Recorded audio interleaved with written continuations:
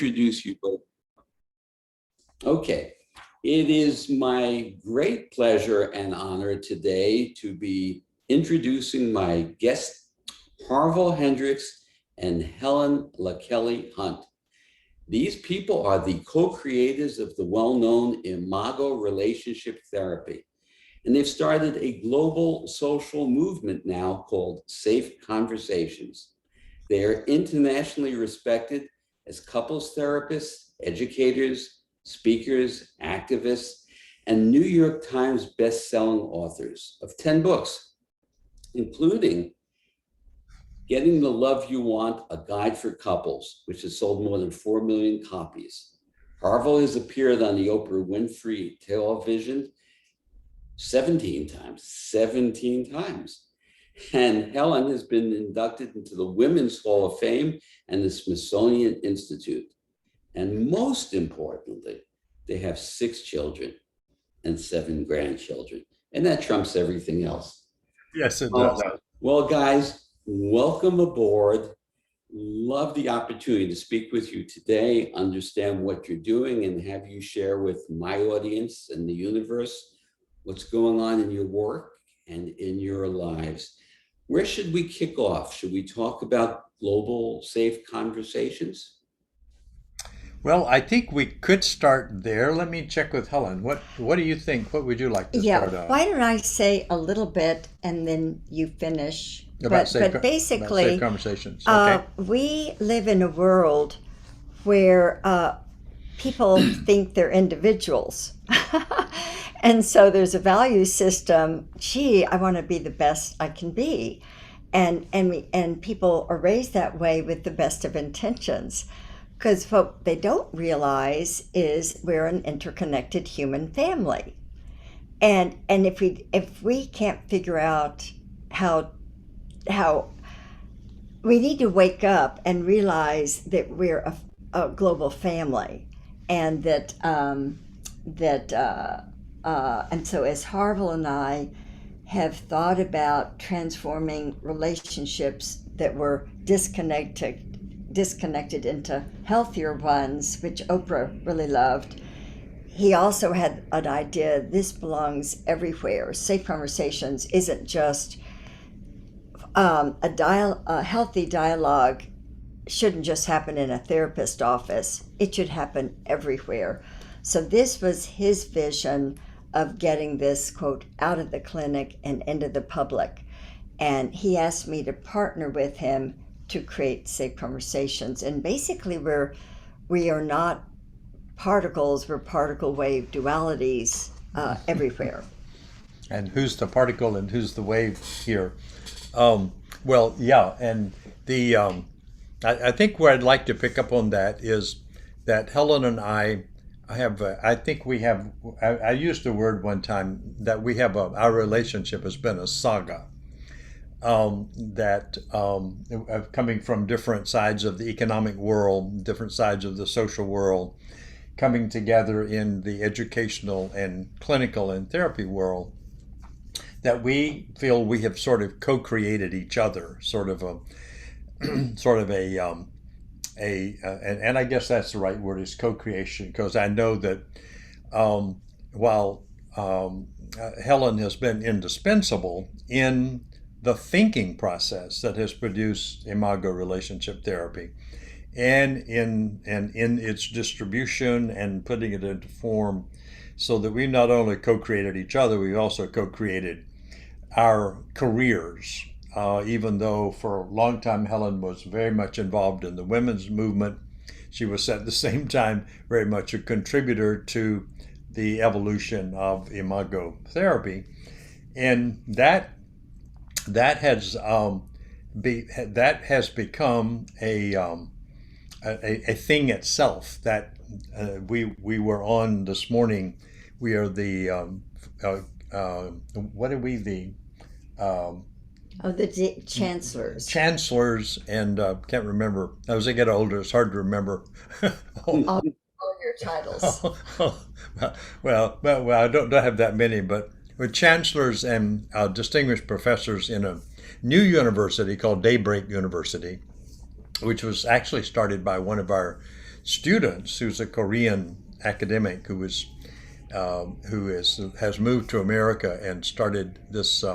He was going to do it on the ground, but clearly has had to do it with on Zoom. But that has helped him create a global university, which is now accredited by all the accrediting bodies that accredits universities, in which Imago has become a location for research for an MA and a PhD in Imago. So that what began as a conversation, probably on our second or third date, because we discovered we were both recently divorced. Hold on just a second. That we were divorced, we dealt with the question of rupture at that point, which has been our life. What we started with, why do couples fight? And why do couples fight was, how come we're divorced? And because, we thought we were pretty good people and shouldn't be divorced. We were professionals.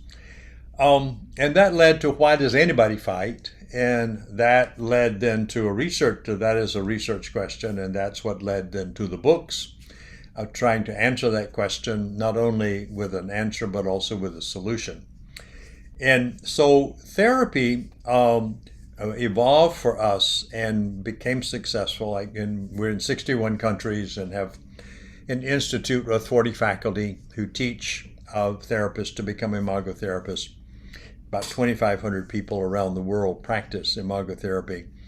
But what happened to get us to Safe Conversations is this second sort of depression that I had. The first one was I burned out.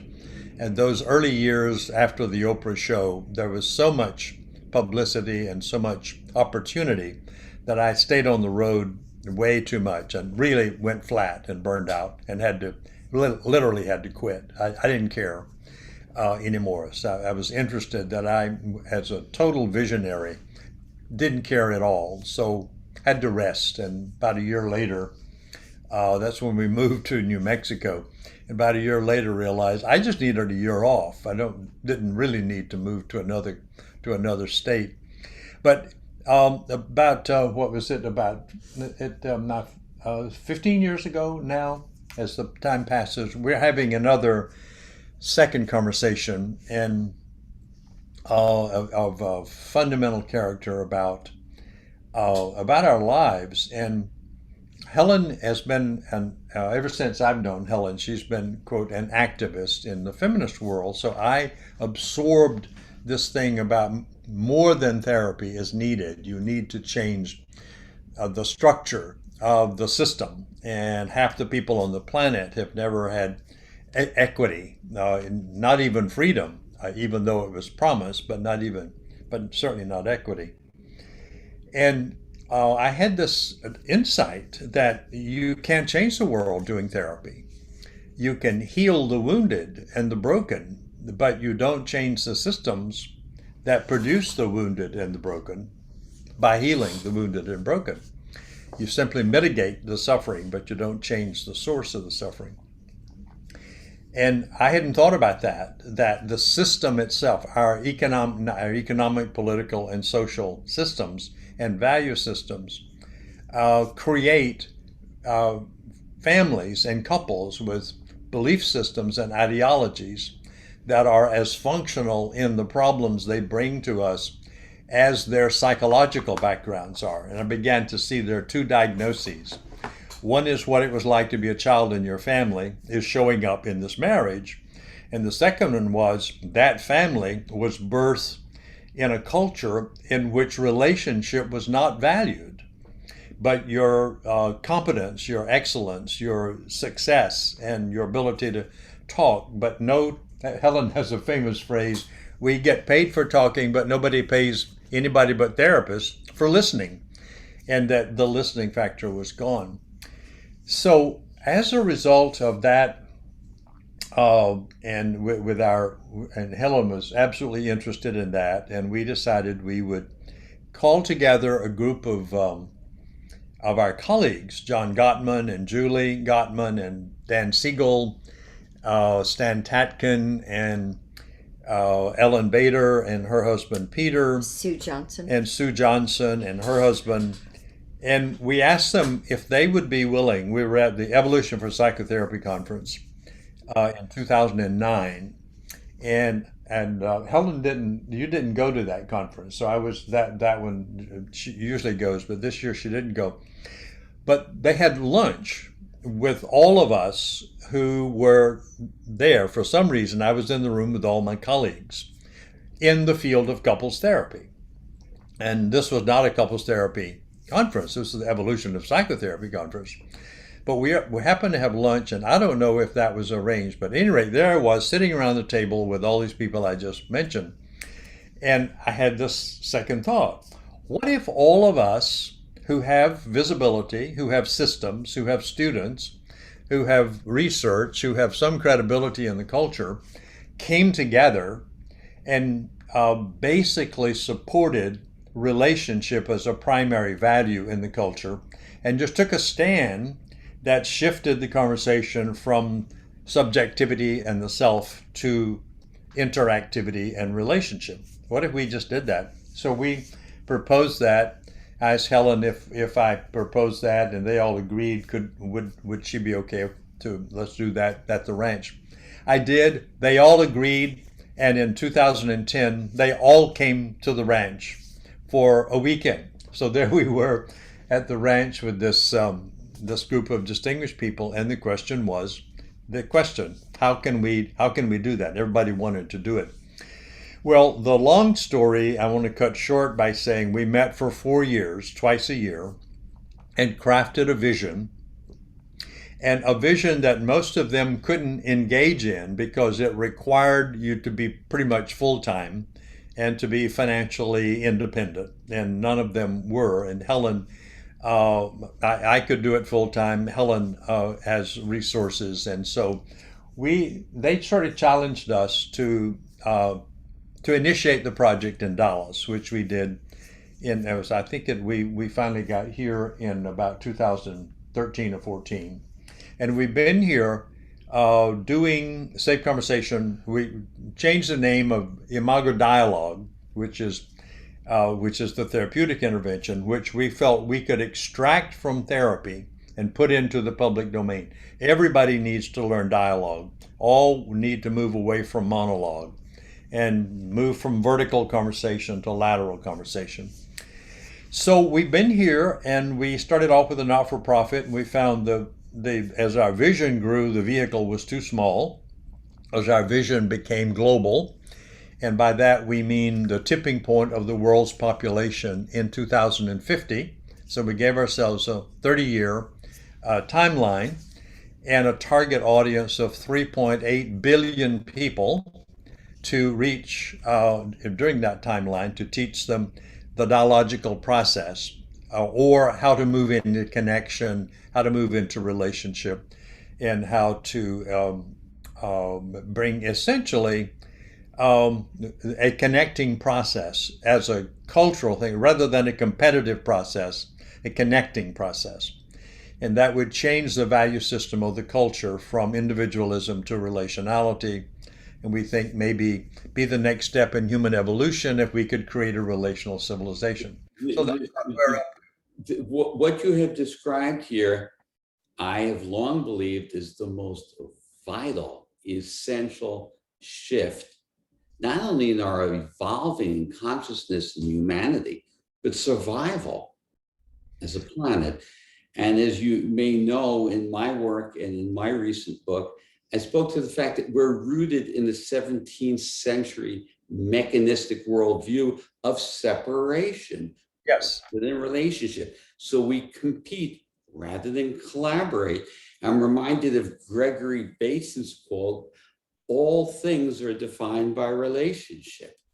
But we don't relate, we don't collaborate. We're entrained to win and to compete.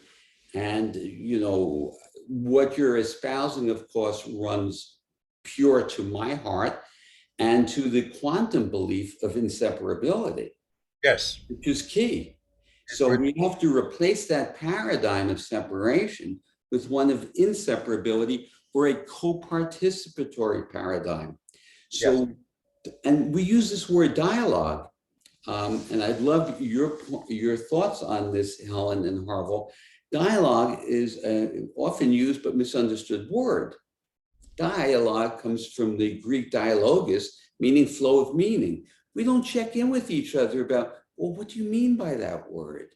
Here's what I mean. Are we on the same page? We have these monologues, these distinct serial monologues, and no dialogue. So I'm going to turn that back over to you to speak on. Well, I resonate with everything that you're saying about that, but I have an embarrassment. And the embarrassment is that Helen had read the Tao of Physics. the Tao of Physics, and also the other book that was a popular book on physics back before I did, and when I did, and had talked to me about the field. No, it's the Dance of the Weelu Masters. Oh yes. Very good Koff's book. Yeah. I find that I remember more what's in a book than I remember of the title. So, but that's why I'm not a pastor. I was standing in a church I became a pastor when I was 17, and so I'm standing in a church door, and you have to in Baptist churches, which is where I was, and in the South, you greet everybody at the door, Right. and they come by and they say, Brother Hendrix, that was a good sermon, and so forth, and you're supposed to say, Sister Mary or Brother Peter or whatever. Thank you, and how's your calf? Because that was a rural thing. And I knew everything about these people as they walked by, but I couldn't remember their names for the first 3 to 5 seconds. Right. I decided I cannot do this. So I went to graduate school and became a professor.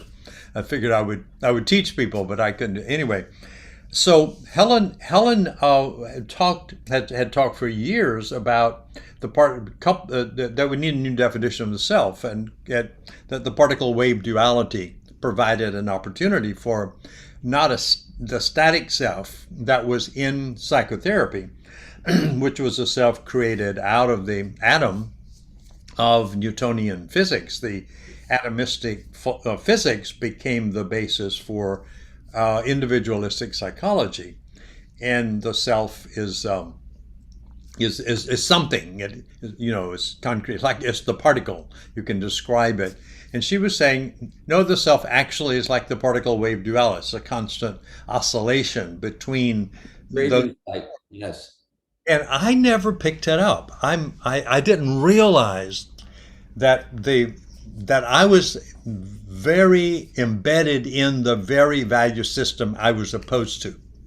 And that I had been so trained in the Freudian model, and then later on in all of the other psychodynamic, even behavioral models that were still about the self, that I didn't realize that I was initially constructing a couples therapy that was about two selves. Yes.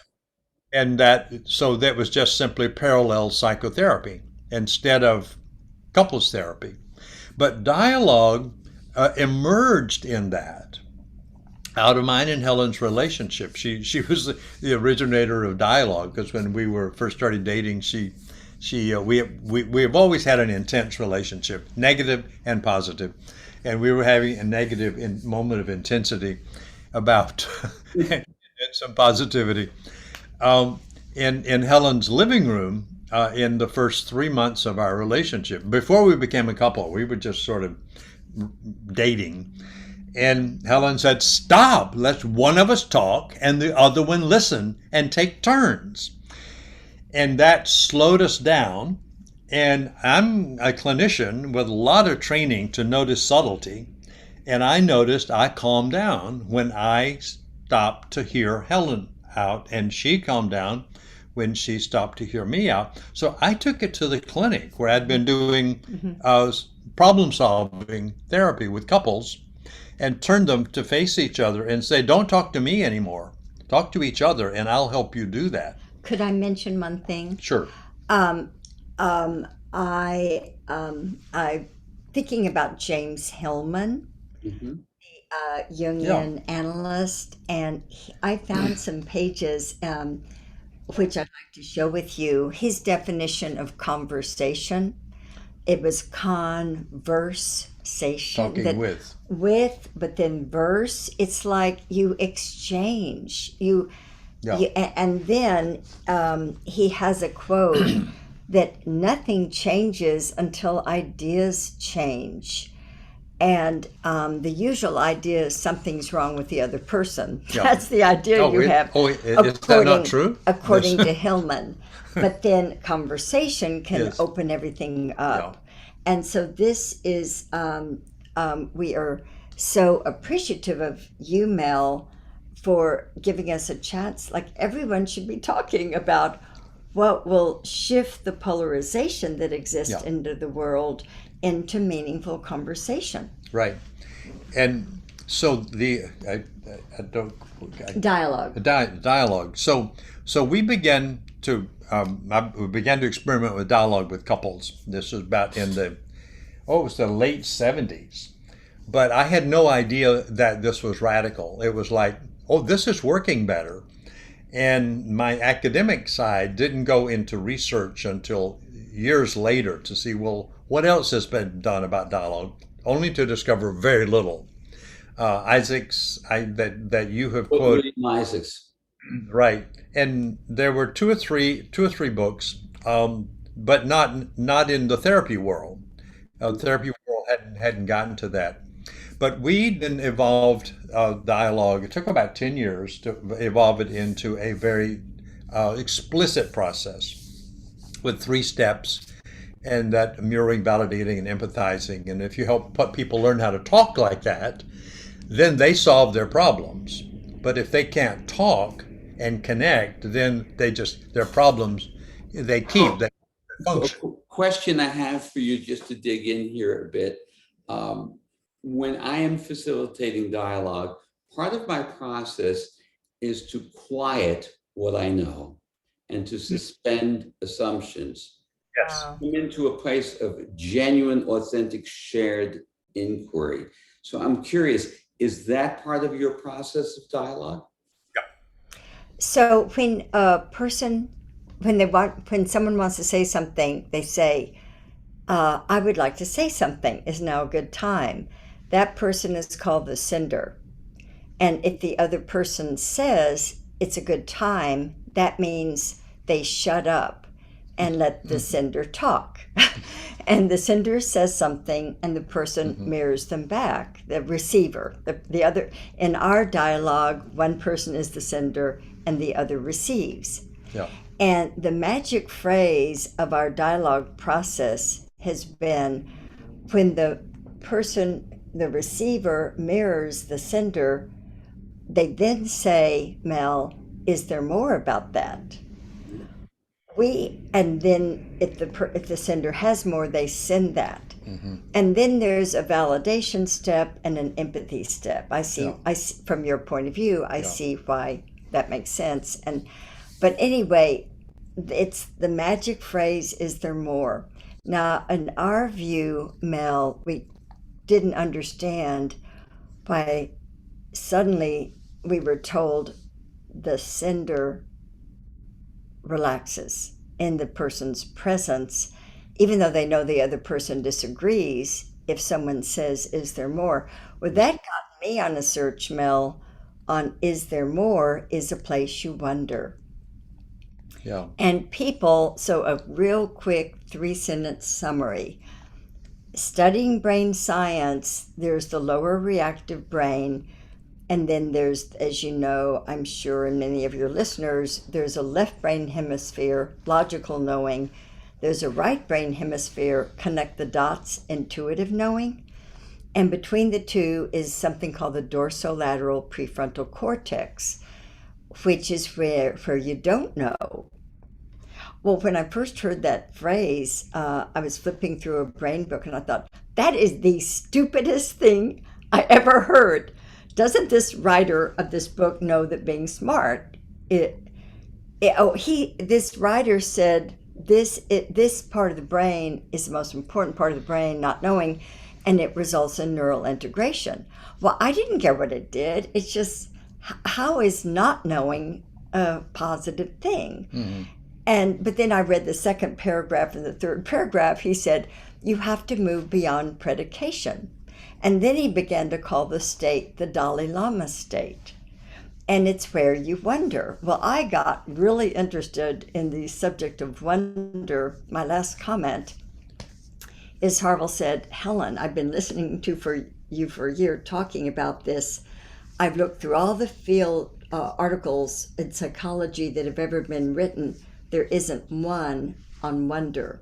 Yeah, Why don't that's a write? shocking discovery. Why don't you write? The absence of wonder and curiosity, which Right.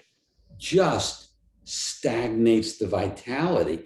But I've written that the absence of wonder and curiosity equals depression.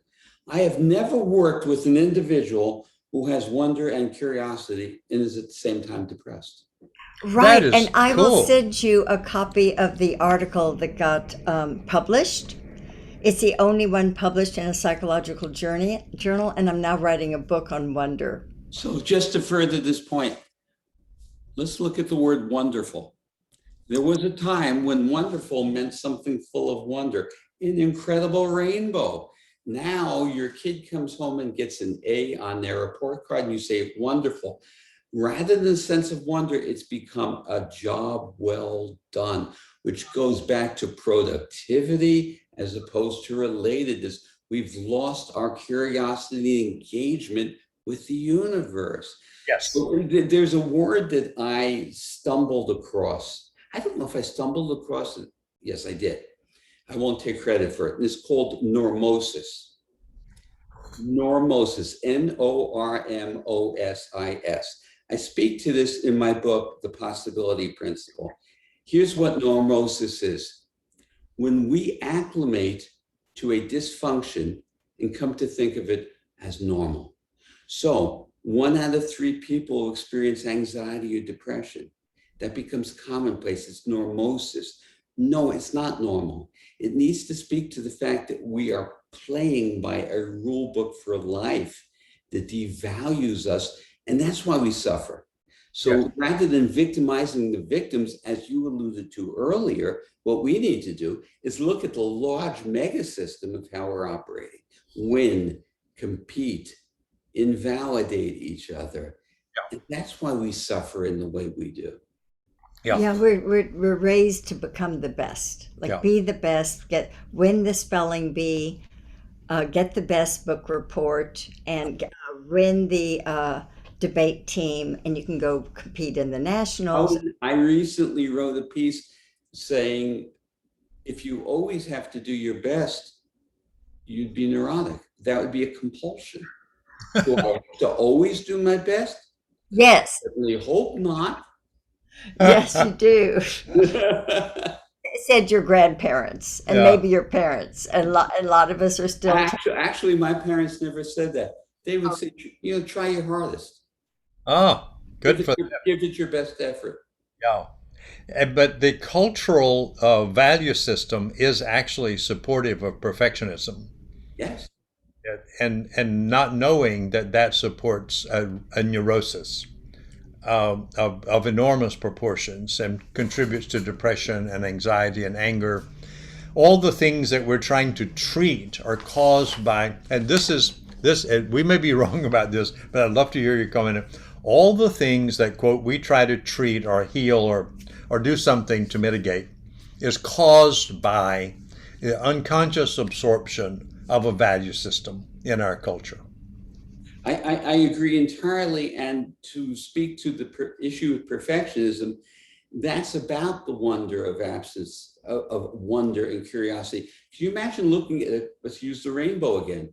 Looking at the rainbow and saying, great rainbow, but that orange band is not as wide as the blue band. So I'm fond of saying the only irony around perfectionism is the closest thing to perfection is being present.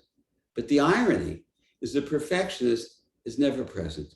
They're Yes. either ruining the decisions of the past or worrying about the future. Perfectionism does not coordinate with reality. So, Right. to your point, Harville, of course we dysfunction. Yes, and we don't even know it because we're like fish in the water. And when you discover that, that becomes liberating for some and traumatic for others. So you asked the question about that does dialogue start with a kind of clean slate? And what we do, we start off with an appointment. Is now a good time to talk to you about, and we give a topic. And we figure you can talk. If you know dialogue, you can talk about anything without polarizing. And if you don't know, everything becomes polarization. And the first thing we ask is to make eye contact and to take 3 to 5 deep breaths so that people settle into that.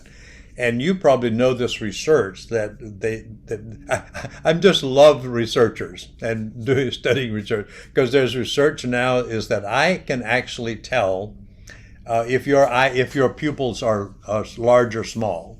I don't actually consciously see your pupils, but my brain sees your pupils.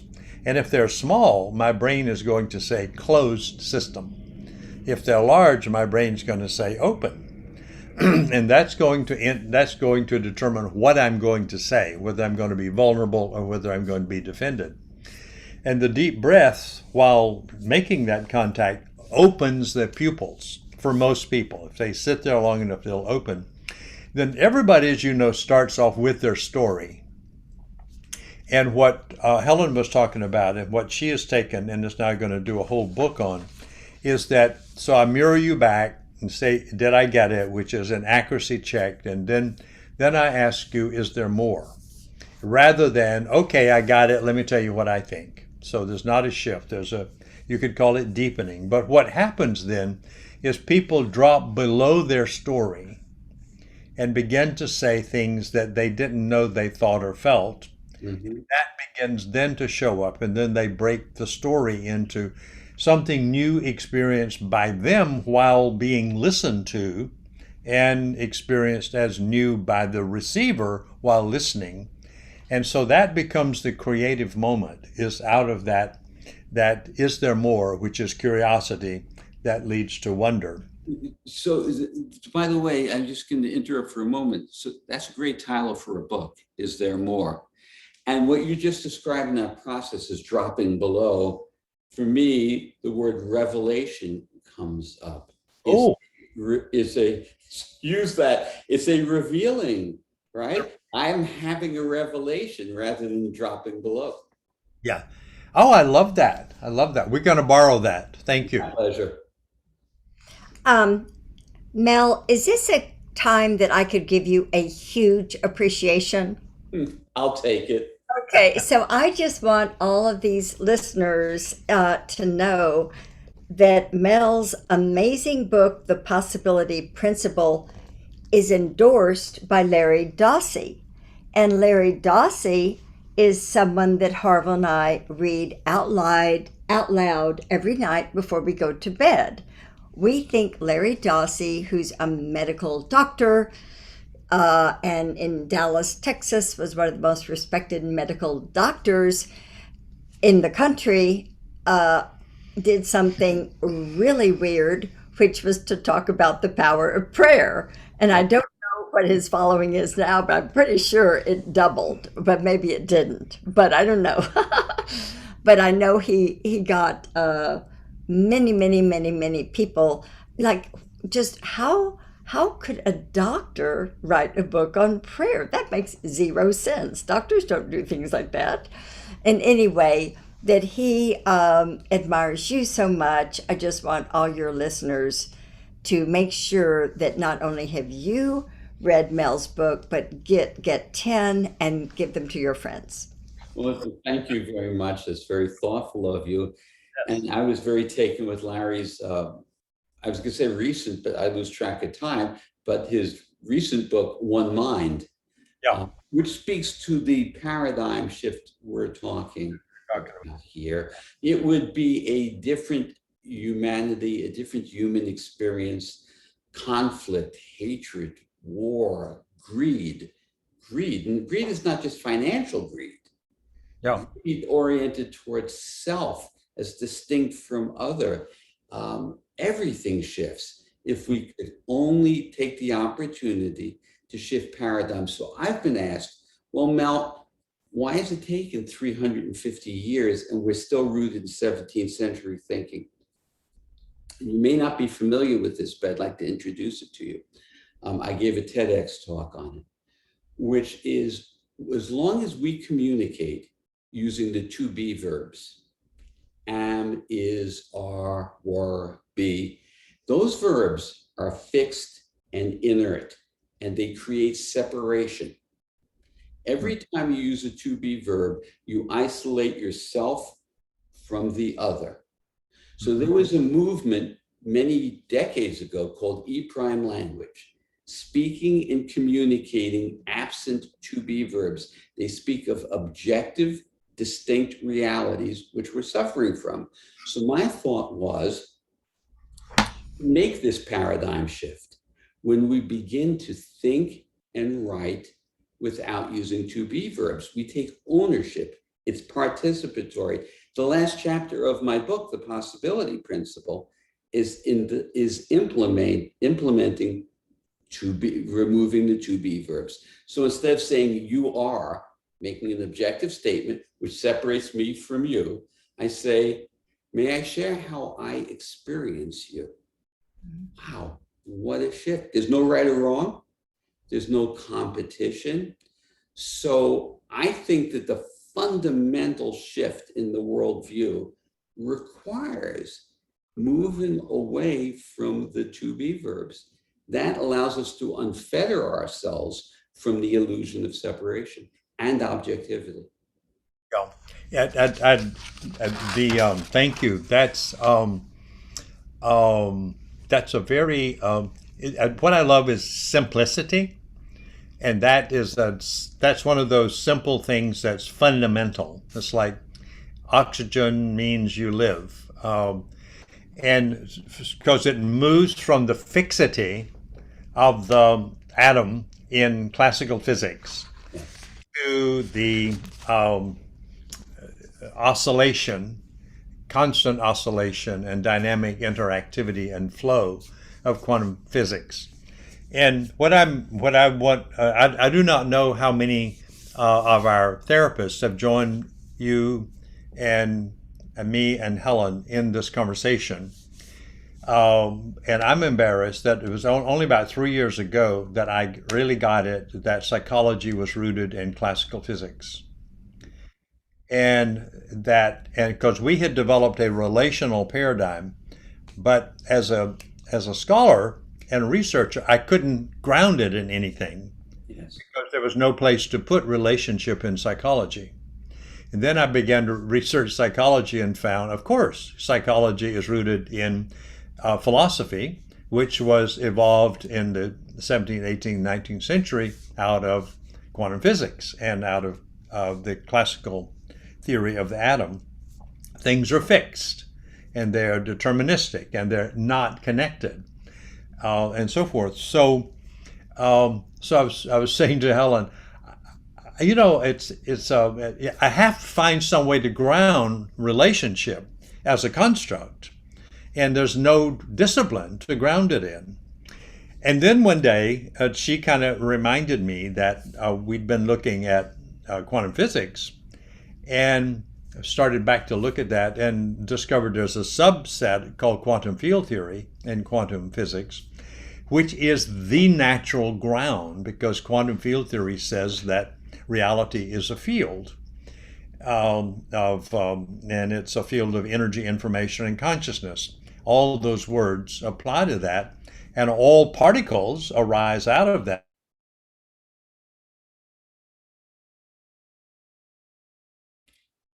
It seems we've lost the connection here for a moment, folks, hoping that they can rejoin us in a moment. Bear with me. Bear with all three of us.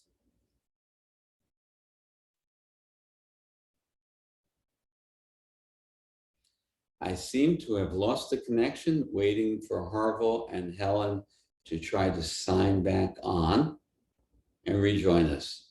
Hope you've been enjoying this fascinating conversation with these extremely talented thinkers and innovators in the world of consciousness and relationship.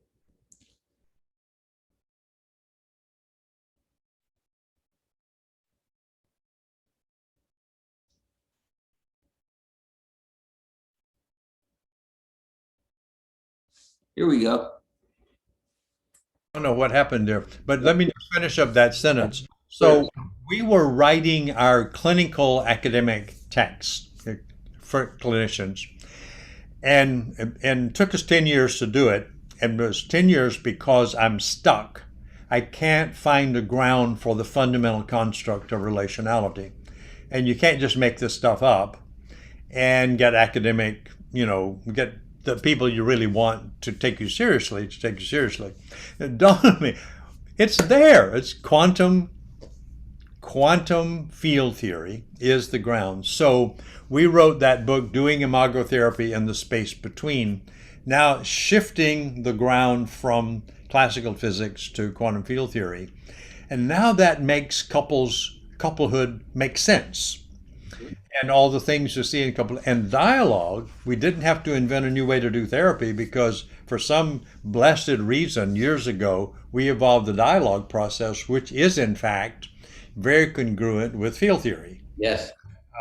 So anyway, I just wanted to throw that in that you and I do not know how many others in the field of therapy have discovered that we are locked unconsciously in the 17th century and having a hard time, because that's why we're treating people, why we have 350 diagnoses, 286 types of therapy. All of that are indications of a system that's defunct. So you and Helen and me, and I think I know 2 or 3 other people who are writing in this field. I don't know if they've done book length stuff yet, but there's a few articles. So it's the new frontier for the helping professions is to apply quantum field theory now to the human situation. And as you spoke to the multitude of diagnoses, there's a concept called reification. Yes. The mind makes something up and then forgets we made it up and thinks of it as real. Yeah. So when I write about the issue around diagnosis, I say, initially it made sense. Some psychiatrist in the DSM is sitting around talking about a phenomenon that's occurring, and they create some words to describe it. Let's say ADHD. So as a description, I have no issue with it.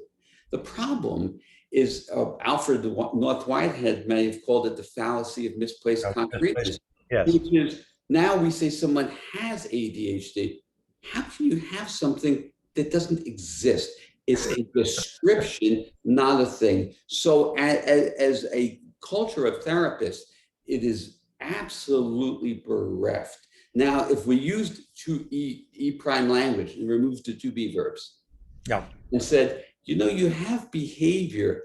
Therapists get so annoyed with me when I do this. They say, well, what should we say? Well, you could say, you have behavior that appears consistent with what we call ADHD.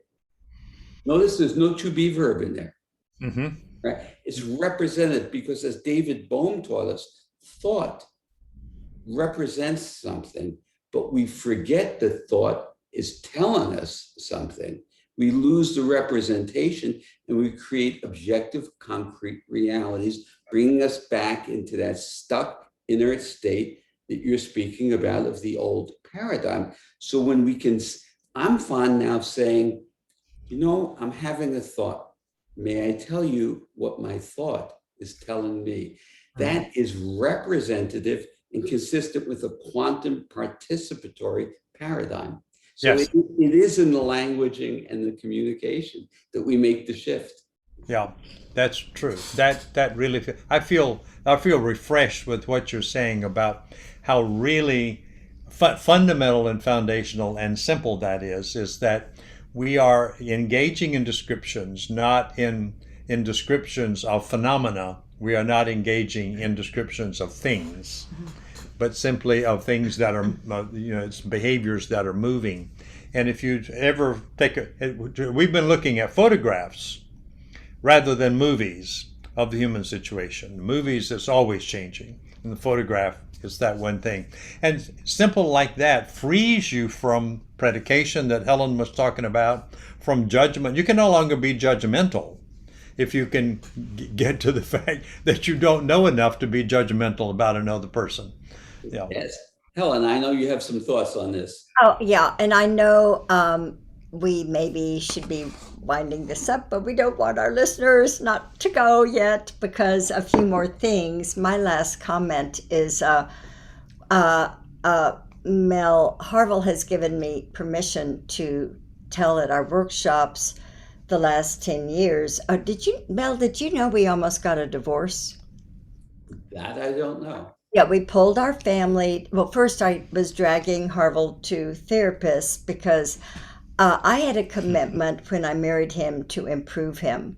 And she did. Get things written, get things, find best publishers. And I was you and I, as we've talked, I'm the implementer of a lot and behind the scenes implementer.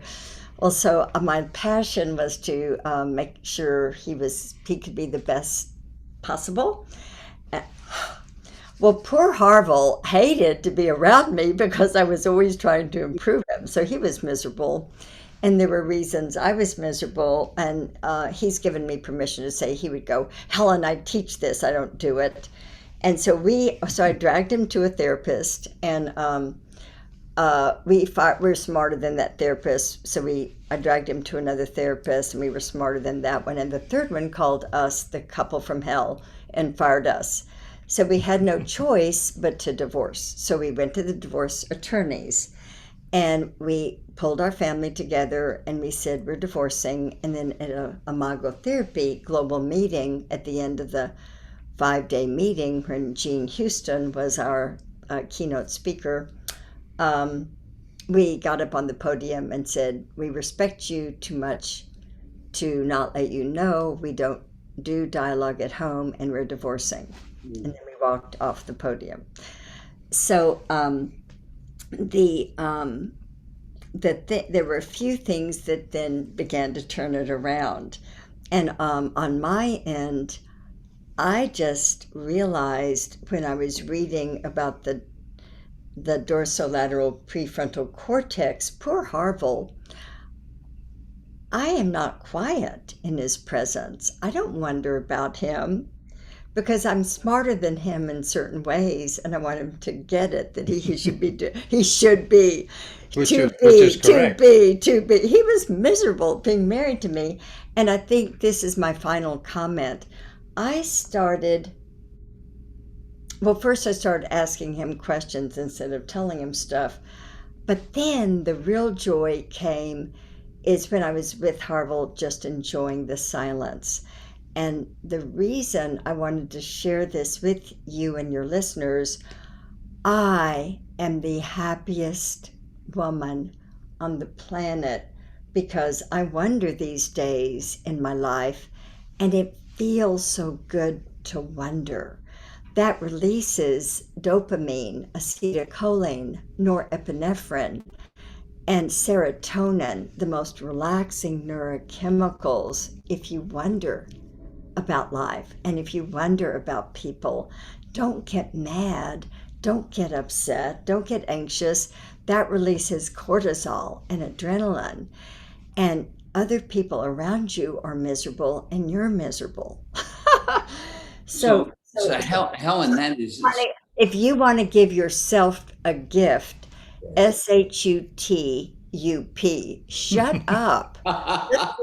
Just be quiet and listen and enjoy things in the room you hadn't noticed before. When Harville and I take walks, we do a 30-minute walk every day. That was a time I used to talk. Maybe he doesn't want to talk, so I don't raise anything. And I get to enjoy looking at the leaves and the trees and the clouds and listen to birdsong.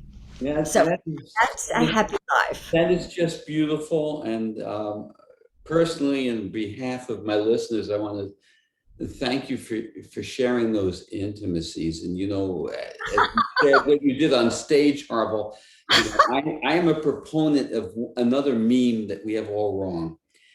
Acting strong is weak because it's acting. Oh, Embracing vulnerability is strength, because when you embrace your vulnerability and share it, you no longer set anyone else up as your judge. It's so freeing. And that's what I was hearing in these anecdotes that you both shared. Well, I can't thank you enough. This has been fascinating. I wish we had 10 hours today to continue, because it's really generative for me as well, Yeah. to have these kind of dialogues. And I would offer to you for future consideration that I would offer myself to you to explore with you the importance of removing those to be verbs in our communication to help I, I've just written down your phrase and I've got tears in my eyes that vulnerability is strong. When you choose to be vulnerable and share mistakes you've made or ways you've flopped, that is strength because everybody's flopped, so we get to interconnect as a human family. So love to both of you. See you, Mel. Let's do this again soon. We'll be happy to. This was wonderful and great to see you again after so many years. You all, guys. Thank you. Bye bye. Just ending the recording.